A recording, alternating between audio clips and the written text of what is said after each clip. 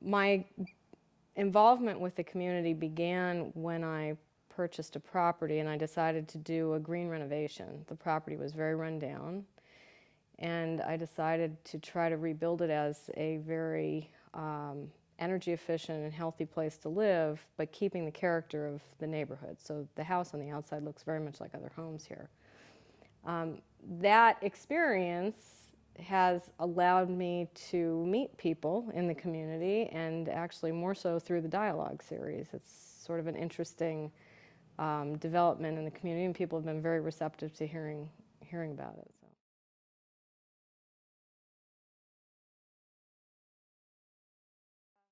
Came to the dialogue series only for the last 2 or 3, and when I was first introduced to it, I was so impressed I just kept trying to come back for more. I think the dialogue series is trying to open up lines of communication in ways that really need to be happening in every community, and I'm just impressed beyond words with the efforts that are going on here.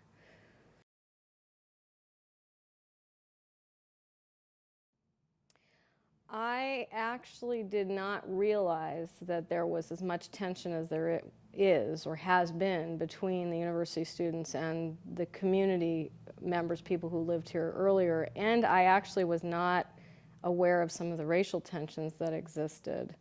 But I think that the dialogue series and the proactive approach to dealing with these issues is fabulous and is a model for other communities.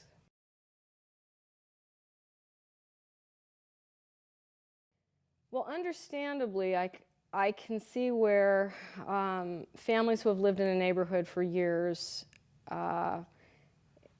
may have some negative feelings when houses across the street or next door are suddenly taken over by students who might be partying at odd hours and leaving trash and so forth. So I can understand where that could be a problem, but I think that it's also, there's also a potential for that to be a very uplifting experience for both sides. I think both sides can learn from each other, and if people can speak openly, it actually can be a growth experience. It doesn't have to be a negative.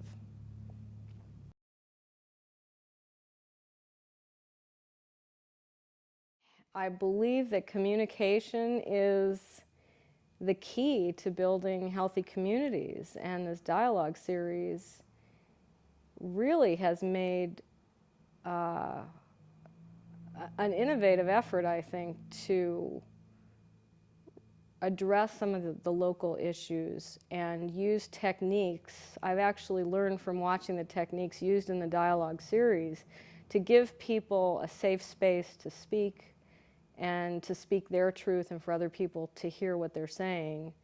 And it's been quite an interesting experience to just sit back and observe how respectful people have been.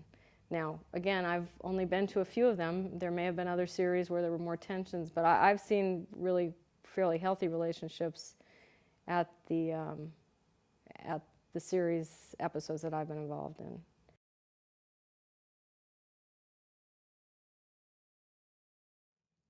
I personally have had an opportunity to meet quite a few people and start conversations with people about potential visions for Frostburg and growth opportunities for everyone involved. I have this sort of dream that maybe there'll be a pilot project for an eco-village here, and I at this stage it's still a dream, but I have spoken to several people about it now and received receptive hearings, let's say. Why don't you tell us more about the eco-village, just a side note?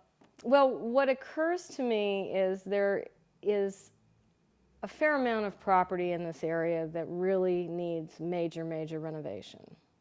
And if we're going to do that renovation, that is an opportunity to rebuild the homes in a much more eco-friendly fashion where energy usage is dramatically cut. And I'm not talking about 10 or 15%, I'm looking at 80 to 90% cuts in energy usage. And the materials used to build the home can be healthful materials, no VOC paints, no carpeting, finishes that don't give off toxic chemicals, things like that. And if the houses or homes are close to the university, people can be walking and they don't need to be using cars all the time. So the concept of an eco-village to me is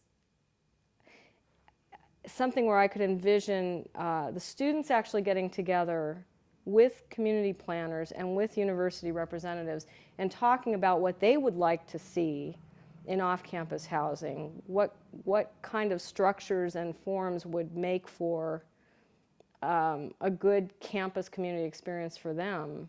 And we can all put our heads together and figure out how to do it, make it happen. And that is an economic development opportunity for the community. We could put a lot of people to work and teach a lot of skills. I think, you know, the students, as well as learning the academic materials, and I come from a heavily academic background, so I'm not belittling that at all, but I think sometimes when we're focused only on academics, we're actually not learning some basic life activities that we need to know. How to maintain a house, how to make small repairs, how to cook our meals so we live healthfully instead of eating fast food and junk all the time. So I think that the built community, the built environment is very important for setting the framework for living a healthy life.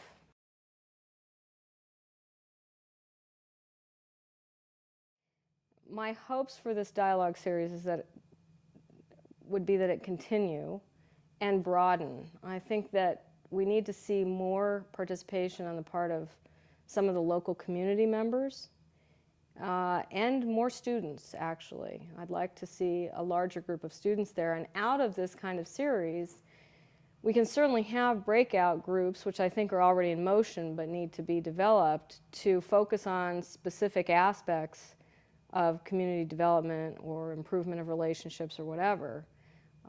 I just see this as a tremendous opportunity to envision what Frostburg could look like in 10 or 20 years and start us all sort of collaborating and moving forward on that path.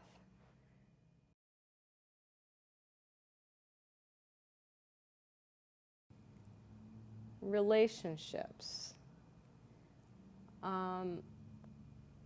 It's important for people to communicate directly as much as possible, not through text messages, but face to face, so that they can actually build relationships. One of the things we know about happiness, for example, is that it really stems from a feeling of connectedness to community. It doesn't stem from vast sums of wealth or accumulation of stuff. In fact, sometimes there's too much stuff. What people really need in their world are connections to other people. And I think this dialogue series helps get people moving that direction.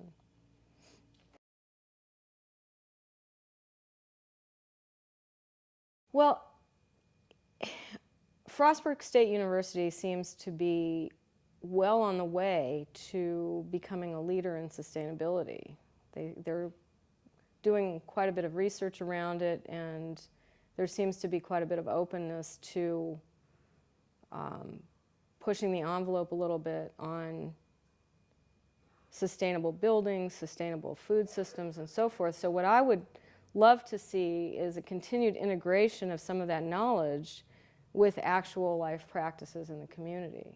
And it seems like a natural first step would be to extend some of that research directly into student housing, and then from there set the model that can be used for other homes in the area as people learn more about how these systems work.